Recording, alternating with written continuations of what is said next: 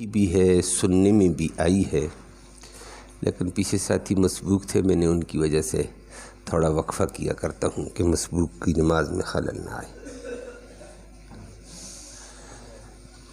نمازی ساتھی ہیں، نماز بھی پڑھتے ہیں، ماشاءاللہ گھر سے اٹھ کر آتے بھی ہیں، لیکن ایک واضح غلطی کرتے ہیں۔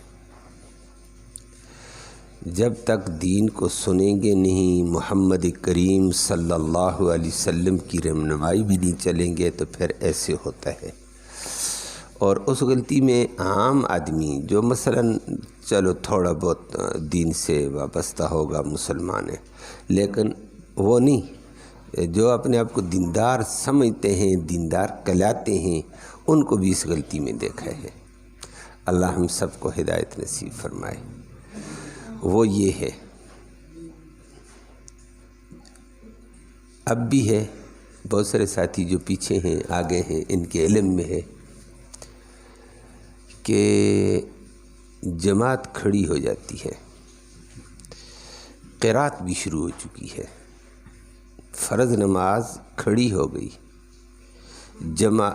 قرات بھی شروع ہو گئی، اس کے بعد وہیں آ کر بہت سارے احباب کو، اب تو ہے تعداد زیادہ، جب کم بھی ہو تو دیکھنے میں آتا ہے، وہیں آ کر سنتوں کی نیت کر لیتے ہیں، قرات ہو رہی ہے، اور صف، بلکہ کبھی کبھی صف کا حصہ بنے ہوتے ہیں، صف کا حصہ ہے، فرض نماز والے فرض کی نیت کر کے کھڑے ہیں، ادھر ساتھ پڑھے، اس سے پڑھے، اسی صفوں میں سنتیں پڑھنے والا اپنی سنتیں پڑھ رہا ہے۔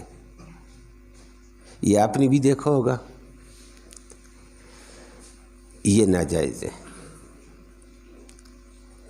صبح کی سنتوں کی تاکید ضرور ہے، سخت ترین تاکید نبی کریم صلی اللہ علیہ وسلم نے فرمائی، اسی لیے صبح کی سنتیں صرف سنت نہیں ہے، واجب کا درجہ رکھتی ہیں، اور اس کے لیے واقعتاً اتنی سخت تاکید نبی نے فرمائی کہ تمہیں اونٹ رون ڈالیں، تمہیں گھوڑے رون ڈالیں، پھر بھی اس سنتوں کو نہ چھوڑنا، جس سے پتہ چلتا ہے یہ، اور نبی نے کبھی زندگی میں چھوڑی بھی نہیں، اور نبی کریم صلی اللہ علیہ وسلم جس کام کو لگاتار کریں وہ سنت سے نکل کر آگے وجوب، فرض کے درجے میں چلا جاتا ہے۔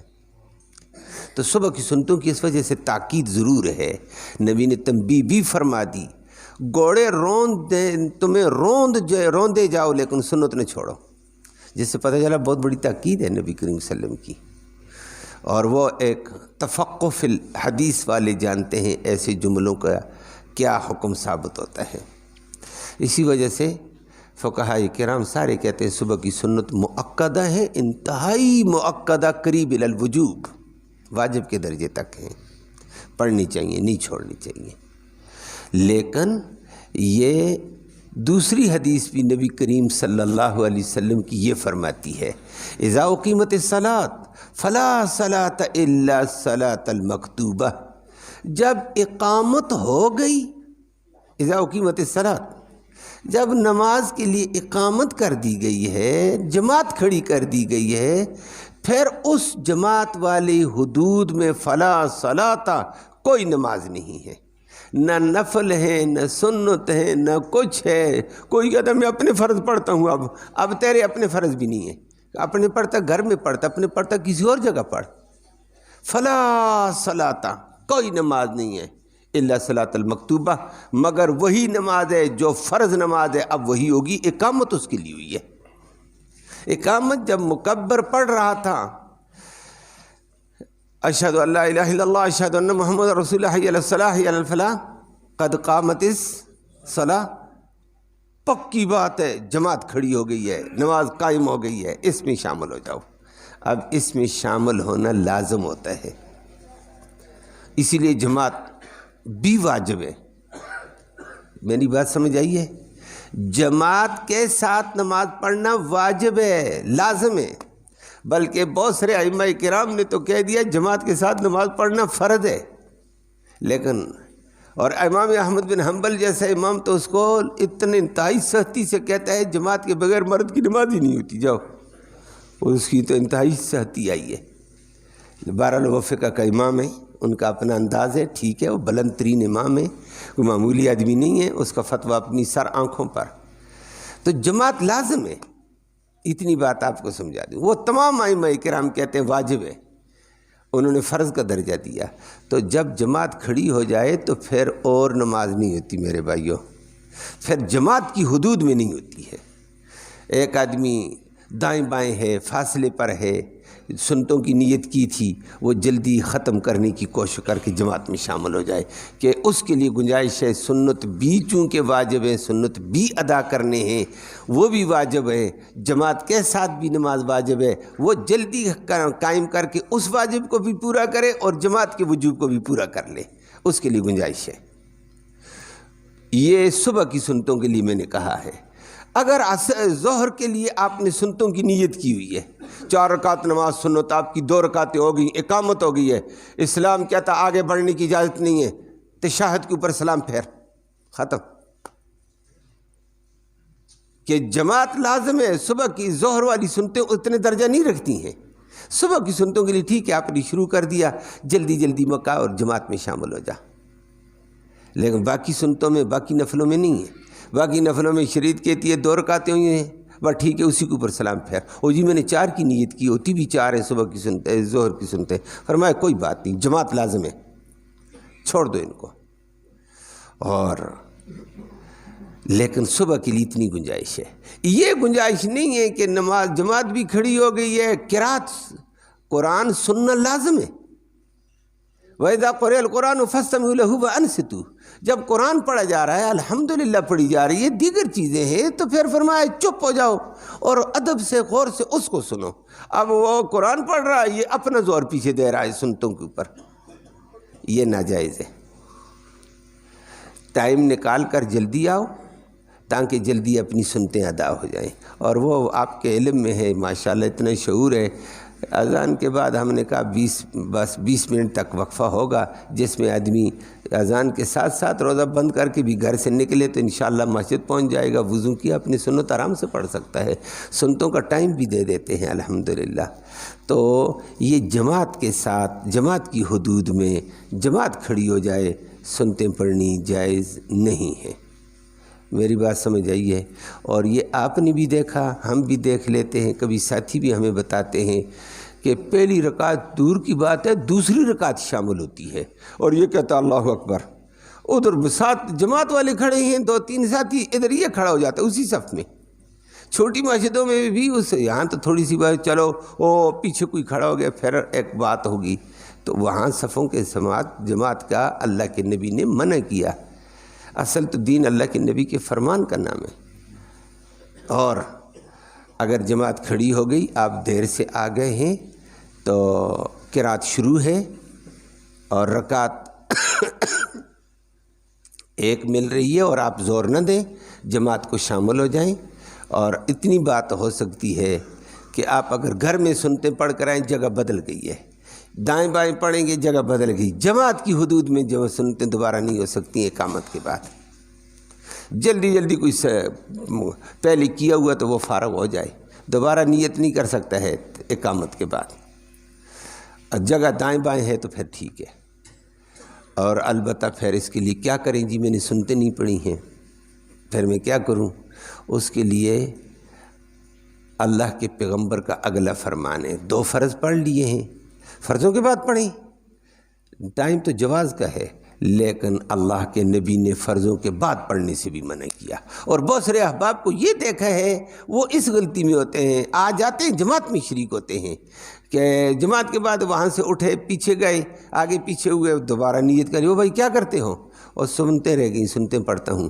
وہ بھی اللہ کے نبی کی مشہور روایت ہے، بار بار روایتیں آتی ہیں، تمام حدیث کی کتابوں میں ہے. ہر حدیث کی کتاب میں نبی نے فرمایا لا صلاۃ بعد صلاۃ الصبح حتی تطلع الشمس. صبح کے فرضوں کے بعد کوئی نماز نہیں، نہ سنت ہے، نہ نفل ہے، نہ کچھ ہے، حتی تطلع الشمس، جب تک سورج طلوع نہیں ہوگا. سورج طلوع ہونے کے بعد اس وقت ہوتا ہے نفلوں کا ٹائم. ابھی فرضوں کے بعد آپ نفل پڑھیں، نفل نہیں ہوتے ہیں. شریعت نے کہا نہیں ہے نفل، تلاوت کرتا کر، ذکر کرتا کر، بس 2 فرض 2 سنت صبح صادق کے بعد، نفل نہیں ہے. اب بہت سارے یہ بھی غلطی کر لیتے ہیں کہ صبح کی فرضوں کے بعد میں سنت پڑھ رہا ہوں جی، جیسے ظہر کی سنت رہ گئی ہیں میں نماز کے بعد پڑھوں گا۔ او بھائی وہاں اور مسئلہ ہے، یہاں اور ہے۔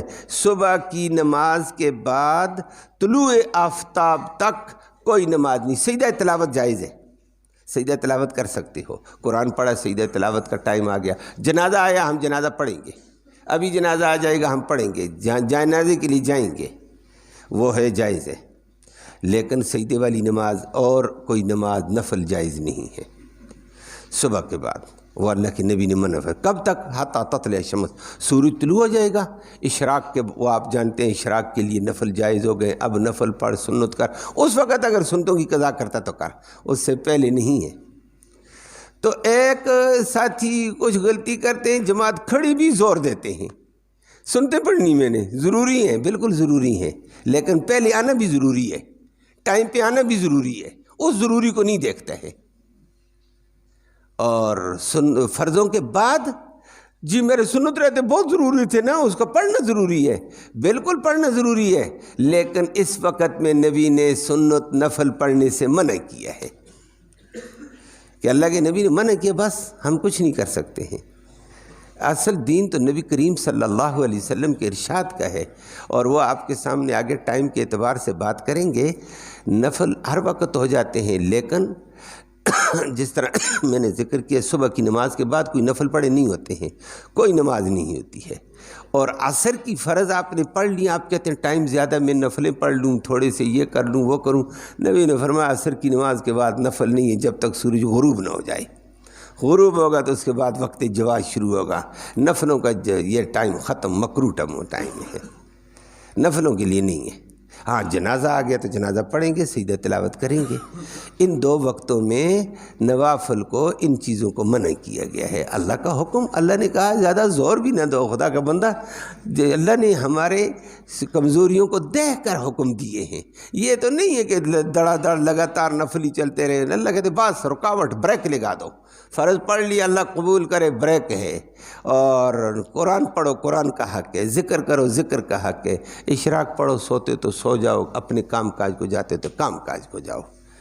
اللہ ہم سب کو دین کے تقاضے پر عمل کی توفیق نصیب فرمائے۔ اللہم صلی وسلم دائما ابدا علی حبیبک خیر الخلق کلہم۔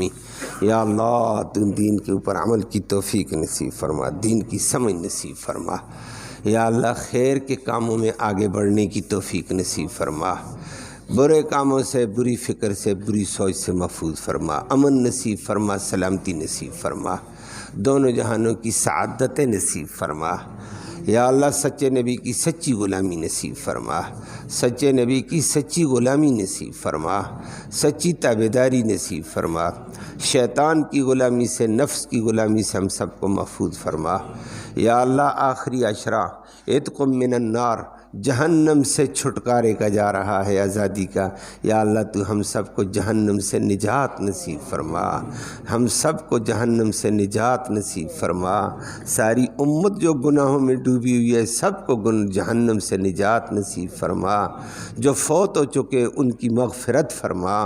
یا اللہ جو فوت ہو چکے ہیں مومن مرد، مومن عورتیں، یا اللہ ان کی مغفرت فرما، ان کو جنت الفردوس میں اعلیٰ مقام نصیب فرما، ان کی بخشش کے فیصلے فرما، اس راستے کی تیاری اور فکر ہم سب کو نصیب فرما۔